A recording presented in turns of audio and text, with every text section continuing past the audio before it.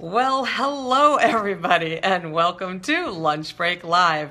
Real talk about obesity, food addiction, recovery, and what's really eating you. I am Carrie Dela Cruz, so happy to be back today. Even though I was only gone for one day, it felt like a week.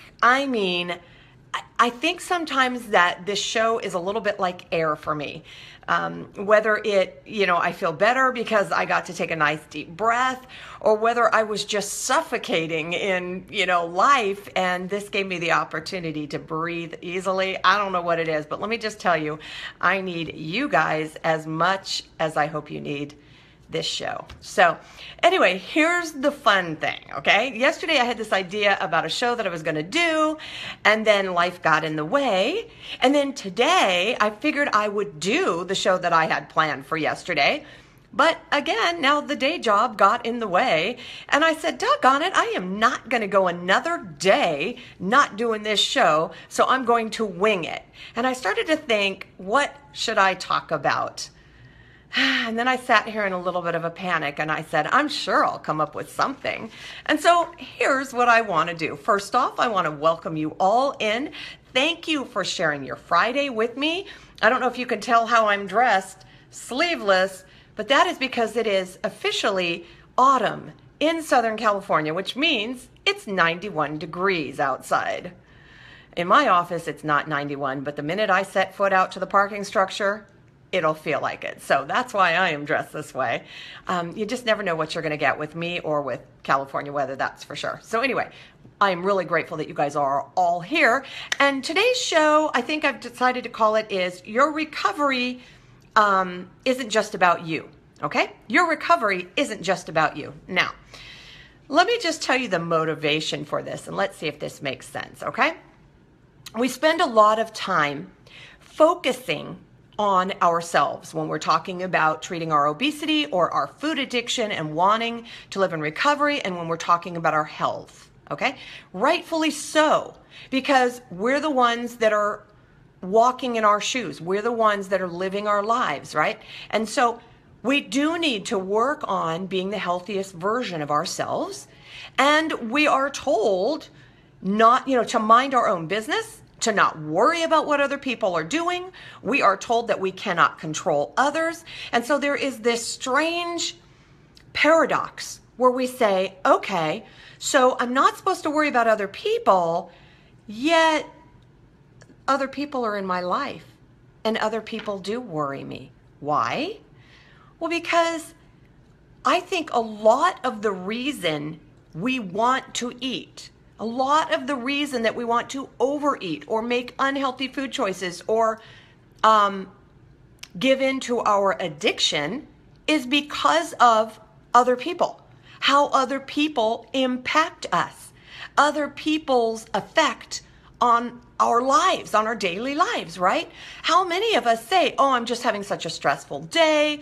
I have to deal with my family. I have to deal with my coworkers. I have to deal with my kid.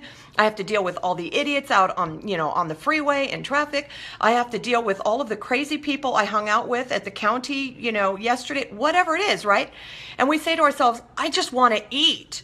Oh my God, these people, they're all driving me nuts. I just want to eat.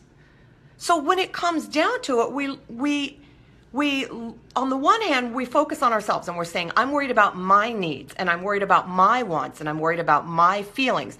Am I addressing those things? Am I looking for balance in those things? And yet, all of the other people in our world and in our lives have a direct impact on how our needs are met or not met, how we feel or don't feel, and what we want. Don't you agree? So our peace, which I think is the goal in life, and that's certainly the goal of recovery. We want to have peace with ourselves. We want to have peace with food, and we want to have peace with others, realizing that we can't control others. Okay? So think about that for just a minute, and then you'll begin to understand why I'm talking about others today. If you're anything like me, you believe that you are terminally unique, which means Nobody understands your problems. Nobody knows what you're going through. Nobody knows how much you suffer, right? How hard it is for you. Nobody walks in your shoes. You are terminally unique. Well, here's the thing. You're not alone, and you're not terminally unique. You are unique in that your experiences, your specific experiences, are unique to you, but that doesn't mean other people can't experience what you experience. The only difference is other people aren't you. But I think a lot of our trouble comes from a place where we say, I'm terminally unique. In other words, there's no one like me and no one understands me. And yet, how much of our lives are spent trying to get others to understand us? Which is kind of funny when you think about it. How could someone understand you if you're terminally unique? Understanding comes from a shared experience. Understanding comes from a place of somebody saying, oh, I understand you. I get you. I know how you feel. I've gone through what you've been through. Right? So which is it? Are we, trying to be so unique that no one can possibly understand us while spending a ton of time trying to get people to understand us? No wonder we want to eat. Trust me, this is the kind of stuff that eats us up. All right, so wanted to get that out of the air, out of the way there. Put that out there, all right? Our relationship with others is vital to our recovery because so much of our interaction with others, our frustrations with others, our anger at others, our confusion with others, our hurt, our disappointment, or even our happiness with others is what fuels our desire to eat or not eat, all too often to eat, okay? It is the thing that motivates us. And we spend a great deal of time, naturally because we're human beings, saying, how can I get my needs met? How can I be understood? How can I get other people to be more patient with me or more understanding of me? How can I get other people to agree with me? How can I get other people to recognize that I'm right? How can I get other people to stop thinking I'm a bitch? Yeah, I said that. How can I get other people to... We spend a lot of time doing that, don't we? Right? But we still have those needs and those wants and those feelings that need to be met in a healthy way. And we realize that only a certain amount of it is up to us. The rest of it comes from our interactions with others. Knowing that we can't change others, how do we reconcile this pickle? This crazy dilemma. How do we reconcile it if on the one hand we say you can't control others, and on the other hand we realize that we want to control others and that we seek that control because we're seeking peace with ourselves by having peace with them? How do we do that? All right, here's what I'm thinking. I made some thoughts here as usual, wrote them down. Not very many though, didn't have time. All right. I think when we're talking about others, okay? So let's talk about the experience in our own household or with our own families, okay? Because they're the people that we are the most familiar with, and they are the people who tend to be on the receiving end of our unhappiness, our frustration, our worst behavior, because we're like, oh, they love us. So, we reserve our very worst behavior for the people that we supposedly love, and then we're like on our best behavior quite often with complete strangers or the people we work with. Well, let me just tell you one of the things, and I think you might have heard me mention this before, one of the decisions I made in my recovery life several years back was that I was going to treat the people that live in my house with me with the same level of respect I treat the people I work with. Now, whether or not the people I work with deserve as much respect as they get is not part of the equation right now. But certainly the people I live with deserve the same level of respect and commitment and patience and, attention, compassion, understanding, all of that. They deserve that. The people that I love and live with deserve that. And so several years back, I decided that I would behave with them the way that I behave with people at work. And to that end, I decided that I was not going to treat my young adult daughter like I used to treat her when she was a child, where I would say, do this, take care of this, make sure you do your chores, make sure you do this, right? order her. I need you to handle this. I need you to take care of that. Whatever that looked like, or whatever our interaction was like, it was just understood that I was the adult, I'm the parent, I'm telling you what to do and you're going to do it. Okay? Well, I realized, would I do that at work? Would I say, I'm going to need you to handle this, make sure you do that, take care of this, take the trash out, clean your, make your bed, clean up your office, put away your damn Post-it notes, whatever. Would I do that? No. I would ask and say, hey, I was wondering, would you mind? Do you have time to? I would, if I'm asking their opinion, what do you think of? Would it be okay with you? Would this work for you? Whatever. I would have a much more respectful conversation with people at work than I would at home. So I began to treat my daughter the way that I do my coworkers. And I would say, hey, if you have time, do you think you would be able to X? Would you mind taking out the trash? Do you have time to do that? I began to treat her the way I do people at work. And the same with my husband, okay? I began to treat him, and this takes effort, by the way, and this required me to unplug from my default setting, my learned behavior, my learned way of communicating with him, and take a step back and change the way in which I interacted with him.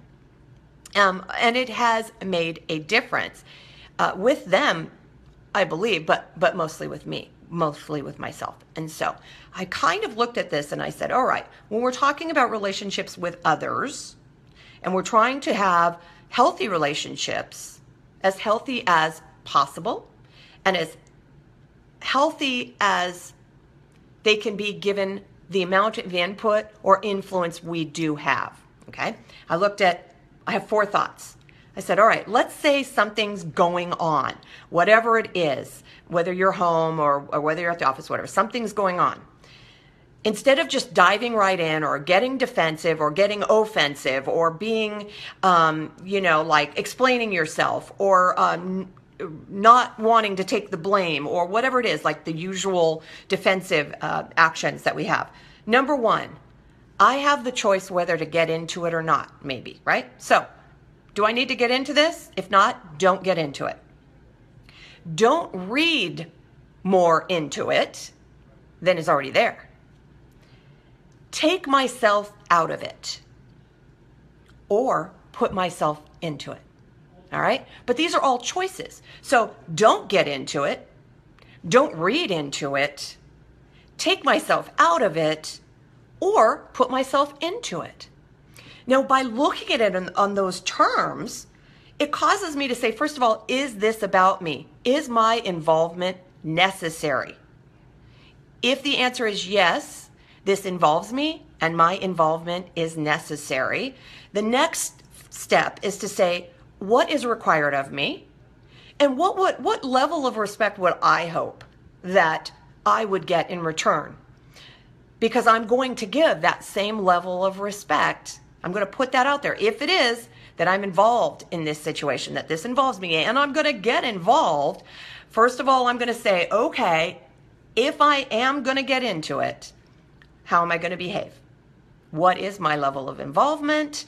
And in order to do that, you can't be reactionary. You can't constantly be, cranking everything up to this high drama level where everything is about you and you're constantly, I'm responding, I'm reacting, I'm overreacting, right? So I have to look at it and say, all right, how does this affect me? In what ways?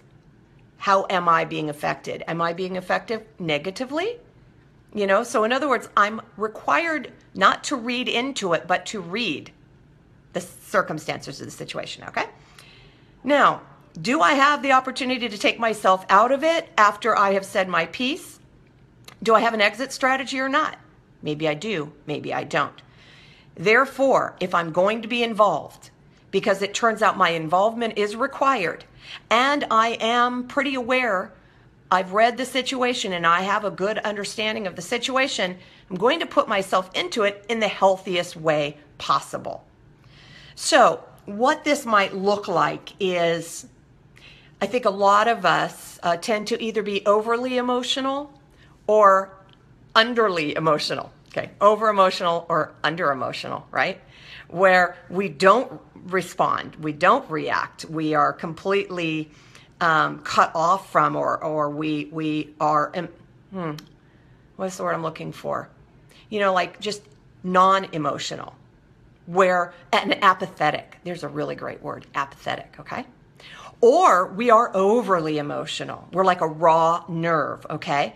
And some of us can be any one of those things. We can be on either end of that spectrum. That pendulum can overswing either way on any given time for a lot of us. I like to say that my usual state was to be over emotional. And when I got pushed too hard, I would go to the unemotional corner, I would call it, where I would say, I just don't care anymore. Now, how funny for a person that overcared to all of a sudden claim that I didn't care anymore. That was my shutdown. I've had enough. So in other words, it's really important to look at our default setting, how we traditionally enter into a situation, all right? Or do we claim that we're always getting dragged into a situation when that's really all about us and not about them? There's all kinds of dynamics at work here. So let's say my normal state tends to be emotional. All right. I tended always to take things personally. I always felt wounded and hurt, misunderstood, second-guessed, undervalued, not appreciated, criticized, insert any derogatory adjective, you want to put in there. All right.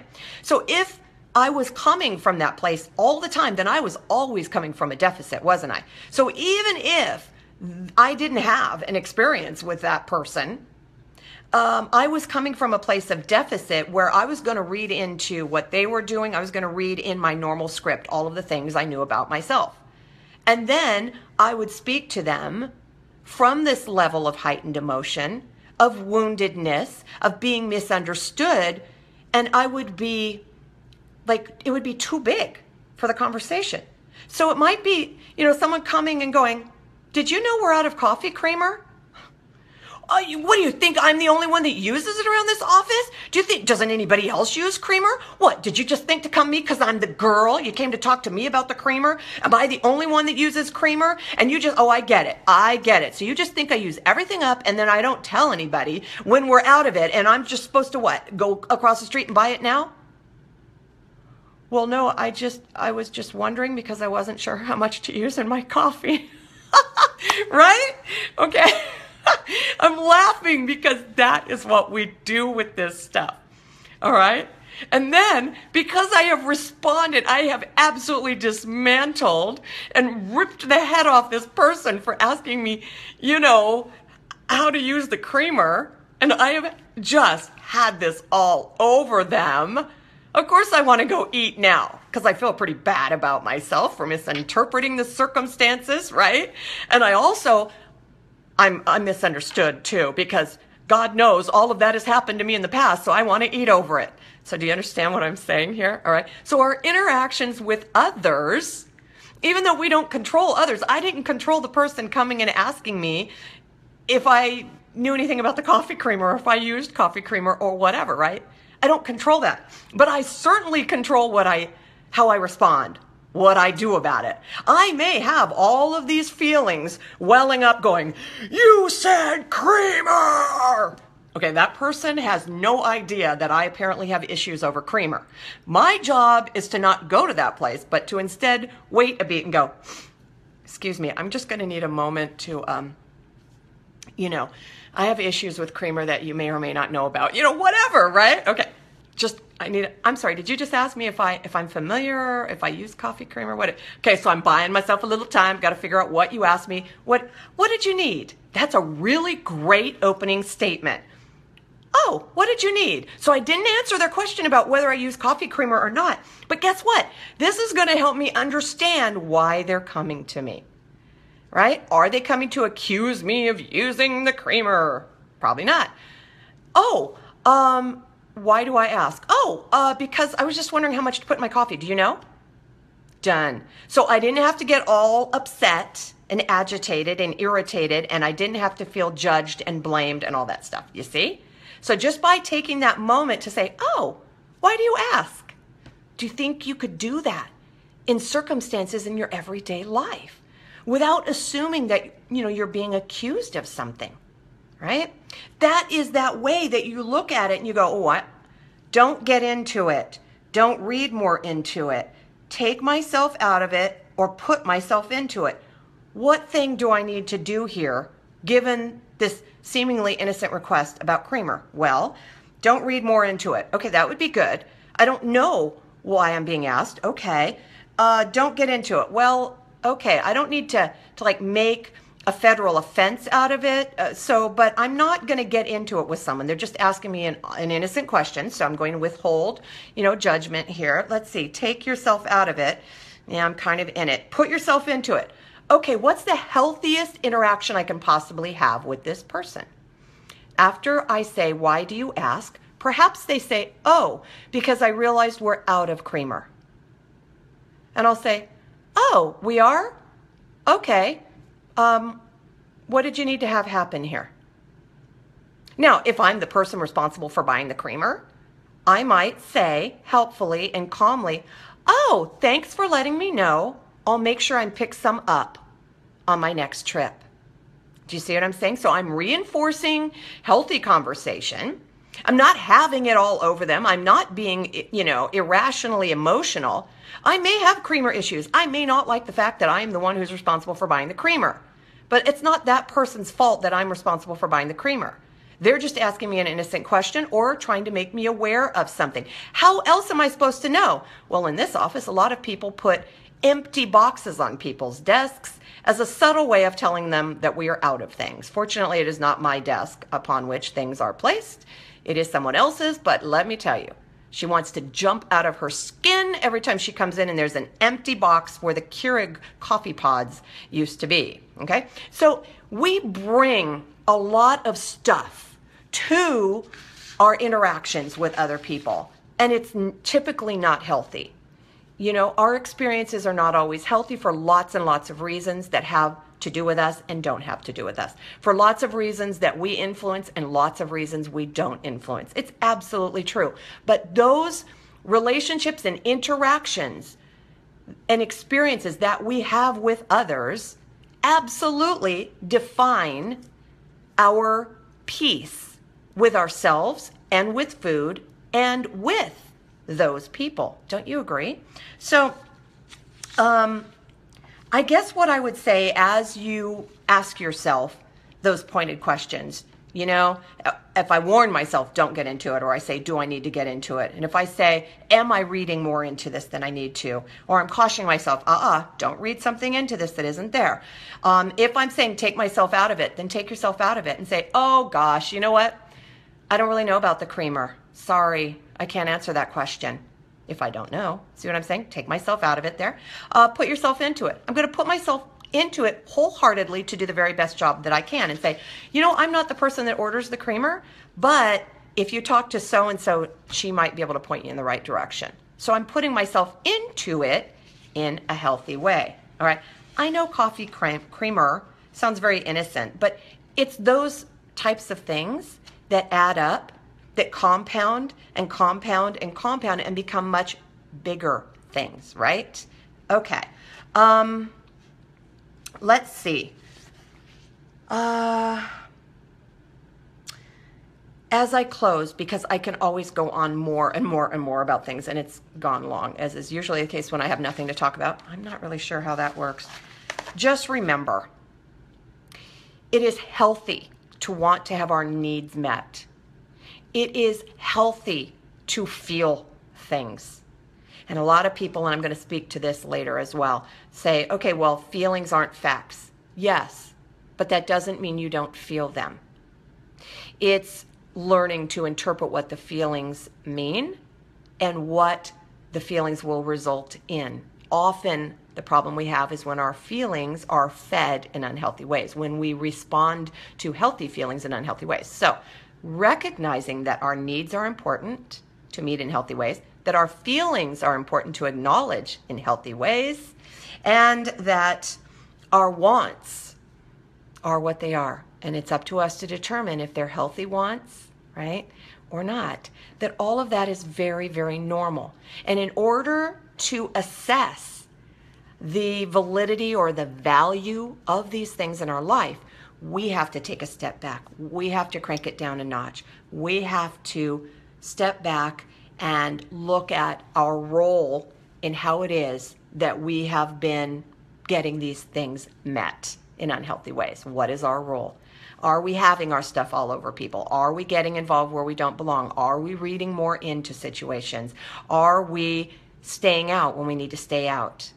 Are we putting our whole selves in a healthy way when we need to be involved? So that's where I would leave the talk for today. I'm going to take a glance at your comments to see who's here. I hope you found this to be helpful, because I want you to know these are tools that I'm using and sharpening every single day. And when I step in it and I don't handle something in a healthy way, I own it and I raise my hand and go, you know what? I recognize that. No, I didn't handle that the best way that I could have. Or, this wasn't about you. You didn't deserve that. You were on the receiving end of that, but you didn't deserve that. Or, you know what? That's something I need to work on. I can do a better job. Whatever that is, that humility goes a long way toward paving that road of serenity. I think humility paves a road to serenity, which is not to say a smooth road all the time, but it is in being able to find peace in crazy situations just by looking at our role and how it is that we're getting all of this stuff that matters in life fed, so that we don't feed it in unhealthy ways. So I'm going to look at your comments and then I'm going to let you guys go. And as ever, I'm so grateful that you were here. Wow, lots of stuff going on. Okay, here we go. My Kiwi pals. Marcus, you're back. And Dave, I'm so happy you're here live, you guys. I miss you when you're not here. Marcus, I miss your yes, yes, yes, yes, yes. And Dave, I miss your witty, sassy commentary. I love that. Self-deprecating, love it. And Mama, sandwiched right in the middle, that little kiwi sandwich I see you popping up. I'm so glad you're here. Yes, you did make it live. So happy you're here. And Heather, hey, you're here. I'm so happy you're here. And Terry, and let's see. Oh, Sine, hey, we have a Kiwi trifecta. Woohoo! All righty. Let's see here. We're moving through. Jerry, how's Jeb doing with the little, oh my gosh, the parasite infection with your little baby pug? I watched her struggle and I watched you loving her up, and I just hope, it looks like she's turned the corner for the best. And boy, my mama knows all about what happens to our parasites with our little puppies. So I'm sending little puppy hugs your ways. Okay, underly emotional. Hey, I make stuff up all the time. Overly sensitive. And I'm going to speak to that one, by the way, Sarah, because that one used to bug me. People would say, you have to get a thicker skin. You have to stop caring so much. And I'd be like, I didn't like the option that was being presented to me. The option was thick skin, stop caring so much. And I was like, I don't want to stop caring so much. I want to always care. So the option that was being presented to me wasn't accurate. So I am definitely going to speak to that overly sensitive, underly sensitive idea, because I think it's often mischaracterized to us, which is why it is that A, we don't want to own it about ourselves, and B, we don't want to change it because it's not being represented accurately. But I think that you will find that there's some really good options for working with that wonderful ability to be emotional, to be sensitive, and to care, but to do it in a healthy way so that the people on the receiving end of it are getting it the healthiest way possible, and you are also benefiting in a healthy way. So I love that you said that, and I definitely want to speak to that. Fortunately, you do not use creamer. Yes, apparently I have major creamer issues that I wasn't even aware of. I had no idea where that idea even came from. It just cracked me up. Anyway, feelings mean we are finally living. Well, and again, I'm going to speak to that as well, because what we do with the feelings, we often connect behaviors with feelings. We say, I feel sick, so my behavior is I eat saltine crackers and soda, whatever that is, right? I feel like my blood sugar is low, so I eat a Snickers bar, stuff like that. So I'm going to be talking about the connection of our behaviors to our feelings, which doesn't invalidate our feelings. Maybe it recasts our feelings into a more factual way. So thanks, Sarah. I think you're awesome too. And like I said, you guys are awesome to me too, because you're like air. So anyway, you have creamer issues. Oh, honey, your creamer issues have issues. Okay, I'm just saying. I crack myself up sometimes, and I needed that because it's been a hell of a week today. I'm just telling you, thank God it's Friday. Alrighty. So listen, you guys, thank you for being here. It's right there. It's long. So I am looking forward to speaking to you guys next week. And as ever, please share this with your support groups, with your doctor's offices, weight loss surgery, doctor, bariatric surgery, if you think this might help, this kind of stuff. Because look, I guarantee you, your doctor's office is not talking about your creamer issues. They're just not. So anyway, share it with other people. Let's keep building this audience, because I told you, I'm giving you November. We have got to build this audience so that we can be reaching more people, and I'm going to need your help to do it. Build an army. I can't be an army of one. So listen, you guys, have a wonderful weekend.